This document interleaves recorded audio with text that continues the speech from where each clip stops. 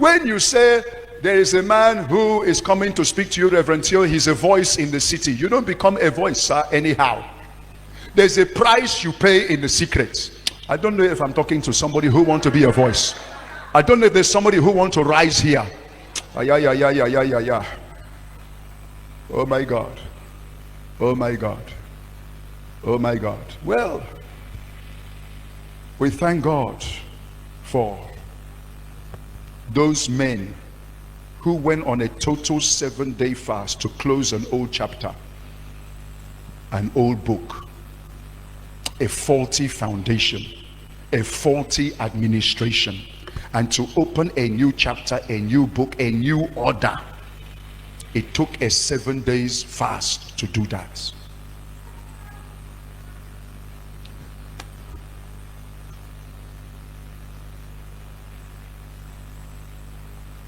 My own foundation took me a lot. It took me 11 years to handle, because my father was the national president of Ogbuni, and my father's house was the national headquarters of Ogbuni. If you don't know what is called Ogbuni, every power that holds the government of Nigeria is Ogbuni. My father was in charge of Ogbuni, and every governor and every man who enters any place, you must come to my father and bow, and you must know how to pound brand new live babies in mortar and eat the flesh and drink the blood to enter power. My father was the man in charge. When you come from a foundation where your father is Oga in charge of Ogboni fraternity, my father was also in charge of Ekpe. Whether you talk of traditional as far as Calabar, Cross River, or you talk of national, my father was Oga in charge.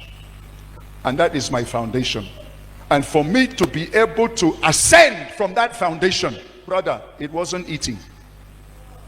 It took me dying in God's presence.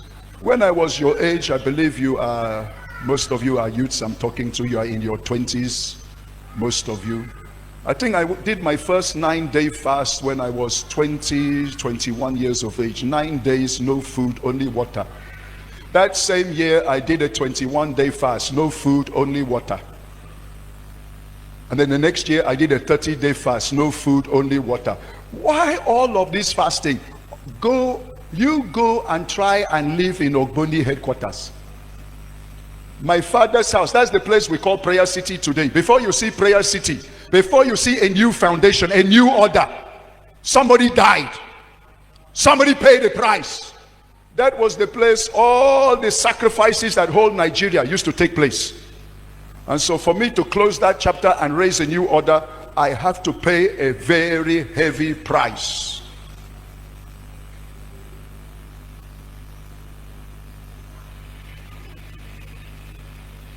And I thank God today, the price is speaking. The price is speaking. When I came to Nigeria, God called me at the age of 20. I was not brought up here in Nigeria. I was brought up in London.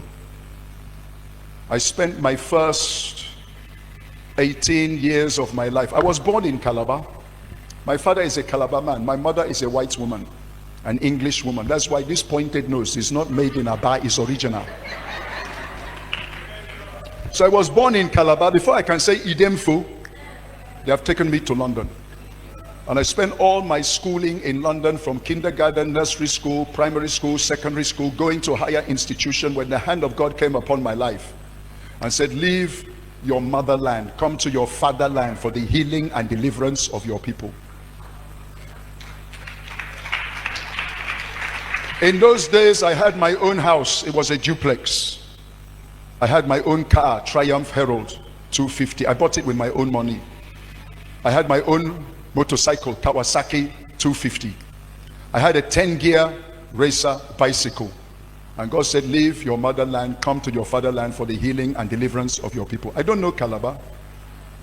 I was a baby when I left Calabar. I've never eaten gari before, not to talk of draw soup. I don't know the language. I don't know the culture. And God said, leave London, come to Nigeria. I didn't argue. I sold all my properties. Within 2 weeks, I landed here in Calabar. When I came to Calabar, I said, let me take over the shoes of my father. My father was the greatest lawyer in the whole of the South. He had the largest chambers, law chambers, in the whole of Cross River, Akwa Ibom, down to Abia, down to Rivers. My father was an international lawyer that used to represent Nigeria in all the international courts. Any international case, my father will represent Nigeria. My father was one of the people who wrote the Constitution of Nigeria with Rotimi Williams. Rotimi Williams was the best man to my father when he married my mother. So when I came to Nigeria, I said, okay, seeing my father has a chambers, let me now go to study law. Let me go to University of Calabar, seeing it's one of the best law schools in Nigeria. And so I went to study law in Unical, and God came to Unical and said, I didn't call you to be a lawyer. I called you to be a deliverer to your people. So leave this place and go to Assemblies of God Bible College, Uyo. I did not argue with God. I packed all my things. The next day I was in Uyo Bible College. And I answered the call under the Assemblies of God. And the leadership of the Assemblies of God sent me to be an assistant pastor at a place called Etinian Abasi, under the Reverend F.C.M. Obuji. I was 21 years of age. I became an assistant pastor to a church of about 800 members, 800 attendants. And my senior pastor said to me, Theo, I am leaving the work in your hand. Why I brought you as an assistant pastor, I am doing my degree course at Umuahia, and I will not come back except month ending. We do accounts. First Sunday, second Sunday, third Sunday, you're the one to preach. All the Bible class, you're the one to preach. Sunday school is in your hand. Who am I? It's in your hand. Who am I? Johnny just come. Born again, only 2 years. Newly arrived from United Kingdom. Spent 18 years in London. That time, if you hear me speaking, you will not hear my tonation. I used to speak like a proper Englishman. You understand what I'm talking? That is how I used to speak. When I'm speaking to you, you have to strain your ears to hear me.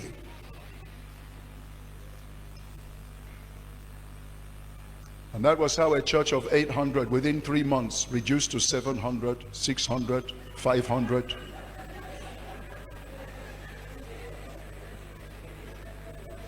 And my senior pastor called for a round table discussion to find out why, what is happening, what is going on. Everybody should open up and feel free to speak out your mind. What is the problem of this church? The first person to lift the hand was the choir mistress. I have noted you, choir mistress. It is well with you. The choir mistress said, Reverend, we will not hide from you. This boy you brought to us. He didn't call me pastor, boy. He's an empty container. He's a square peg in a round hole. He has nothing to offer. He has nothing to deliver. We don't even understand what he's talking. That, Reverend, if you don't want this church to scatter all, carry him, throw him anywhere you can throw him. Bring us somebody who can fit us, who we understand, who we can flow with, who will help us. Not this kind of boy. The second person that stood up was actually the husband of that woman. He said, Reverend, what my wife is saying, she has not even said even one half. It's bad. And my senior pastor stood up and collected the microphone and closed the meeting. And he said, there's no need to continue with this meeting. Me, I was so embarrassed. And the worst of all was that my mother had flown all the way from London to Nigeria to visit me as her son. And she was sitting in the front row that day and saw how her son was disgraced and humiliated and rejected. She was weeping, me, I was weeping. I couldn't even wait for them to share the benediction. I carried my bag and I ran to that time I was living in 10 by 10. I have no furniture. I have only one bed. I don't even have a fan, whether ceiling fan or standing fan, I don't have. I don't even have a wall clock.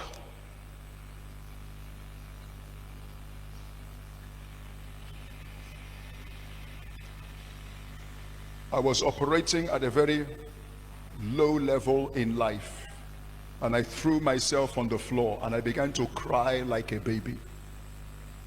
Maybe you don't understand because you have never known what it means to leave United Kingdom and sell all your properties in obedience to God, to come for a people, and the people you come for have rejected you.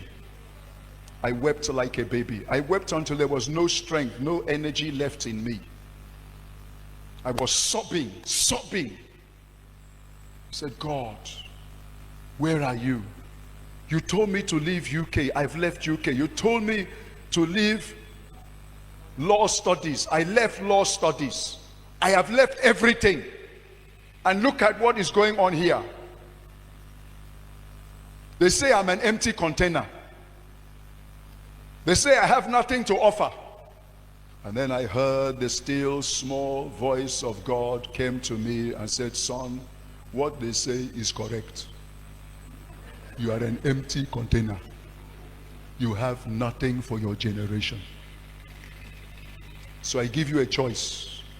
If you want to have a meaningful life, what you have not been doing before, because you are coming from London, and in London you don't believe in prayer, you don't believe in fasting, you believe in technology and science. But now I come to tell you there is more than technology and science. There is me, Jehovah God. And for you to meet me, go on a 30-day fast. You will eat food once a day from 12 midnight.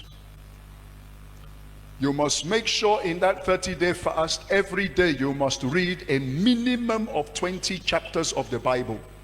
Read 20, 30, 40, 50 chapters every day. Spend time. Struggle to pray. I know you are coming from London, that you people cannot know how to pray, but this time you must struggle to pray. If you don't know how to pray, just roll on the floor and cry. That was how I was crying for 30 days and 30 nights. At the end of the 30 days, my senior pastor called me. Theo, come on. You're the one to preach this Sunday. I said, Reverend, I beg you. May you now preach. You do the preaching. Me, I will kneel down. I will pray for you. I will give you backup. I can't face them. You face them for me. He said, Reverend, he said, Theo, they may not like you. Me, I like you. Go and preach. When you preach, I'm the one who will kneel down and give you backup.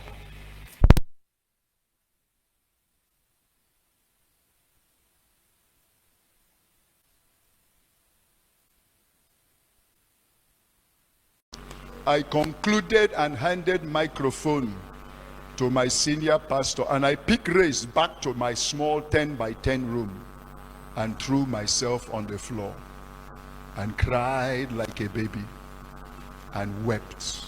God, what kind of nonsense is it's become even worse. You say I should go 30 days. I've struggled to go a full 30 days. It's worse than before. Where are you? What is this? And the Lord said, do you think that only 30 days is enough to change your story? You have not started. Go another 30 days.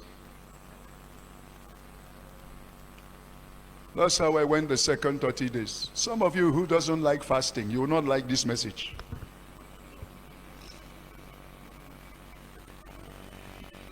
And you may not even see the goodness of the Lord in the land of the living until you live this life.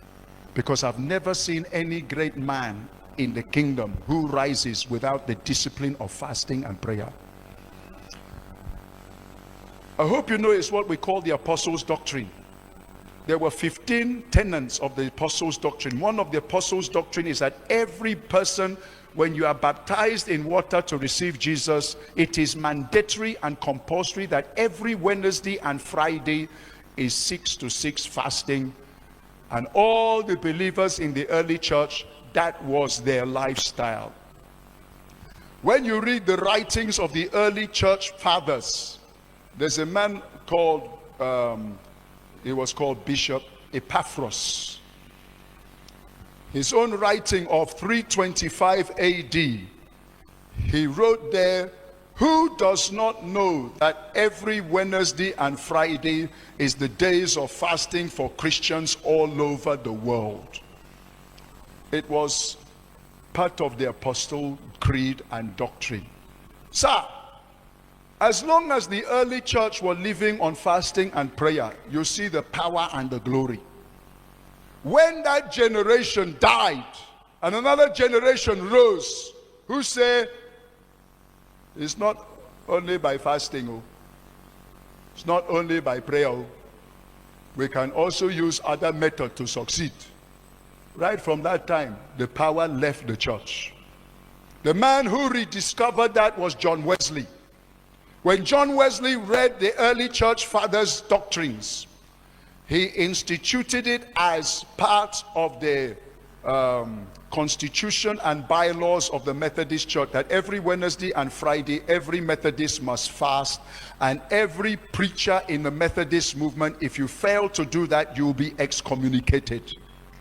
That was how the Methodist Church became a movement and brought revival fire until John Wesley died. When that generation died, the glory lifted and the movement became a monument. I'm telling you what fasting is. It's not a suggestion. It's a commandment. And that was how God said to me, "You have not started, it'll go another 30 days. I struggled. At the end of the second 30 days, which was now 60 days of fasting, my senior pastor called me and said, "Theo, come and preach." I said, "Daddy, I beg you, you preach, let me pray for you." He said, "No, you're the one to preach. I will pray for you." I prepared my message. I came out. This time as I was preaching, I did not see people doing like this. But I saw somebody right in front of me, somebody also on the right hand side. Look at what they did. They just did like this.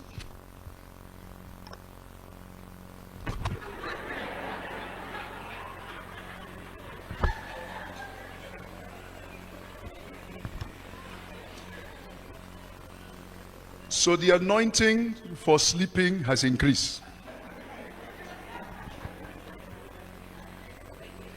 No need to continue preaching.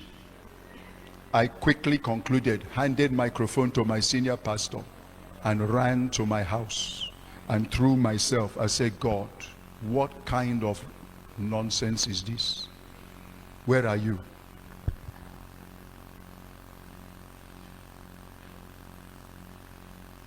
Why did you bring me here? You brought me to embarrass me. You told me to leave UK. I obeyed you. Was I not hearing from you? And the Lord said, "You heard from me. And I brought you here. And now I have gotten you where I need you. Because I, Jehovah, I cannot use anybody except they are a broken vessel and a crushed vessel. So I brought you from UK to scatter you and shatter you. I came to break you." Sir, if you are here for this month, you can't go 72 hours prayer. I will tell you, you are not a broken man. You're a very strong, hard man. You resist God and you still feel you can make it. No, sir. You have to find a place of brokenness before God, where you start to cry unto God for help. That's the real fasting. That's why I say ceremonial fasting does not work. When you get to that place of going days in God's presence, that's the place of brokenness, because it costs you everything. That's where God said, he said, I've brought you, now I get you where I need you. Now go another 30 days. Hi. I struggled to go another 30 days. It was on the 88th day of that prayer, 8 plus 8, new beginning and new beginning. I dozed. And in that dozing, I saw myself in a very large auditorium of about 10,000 people. And the lights went out. It was pitch dark. And a ball of fire, a flame of fire came out from the pulpits and was going around the whole house looking for somebody. Me, I was sitting on the right-hand side at the back. And this ball of fire came and located where I was sitting and began to burn my mouth, my lips, and my tongue, and my vocal cords. And a voice spoke, from today I have given to you power in the word. I woke up. It was a dream.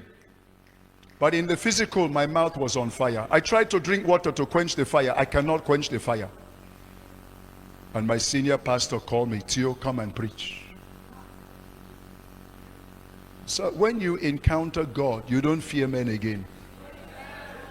Except you have not had an encounter. That's why I was saying this thing called supernatural encounter. It's more than a phrase. It's more than a cliche. And for you to have a supernatural encounter, you must hunger and thirst and pant. You go for it with all of your heart. It's not ceremony. You lay down your life. You tell God, Father, you either kill me or you show up in my life. Show me your glory or take me out of this earth, because there's no need living again. That's encounter. Why? That was how God came, showed himself to me.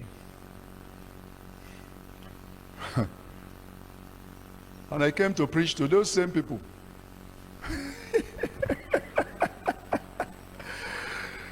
Up to today, I don't know what I preach. I don't even know whether I preach. All I know is I began to sing one song.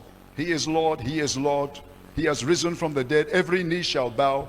In the middle of the song, the glory of God entered that house. People were somersaulting everywhere. The power of God was picking hefty men from their chair, lifting them, throwing them on the floor. You see them rolling everywhere. Hi! I said, God, what is this? They said, you have been seeking me for 90 days. I have come. Then the power of God entered the choir. Pick the choir mistress. Knock her on the ground. Pick her. Roll her. Brrr. I say, Holy Ghost, do it again. Do it again.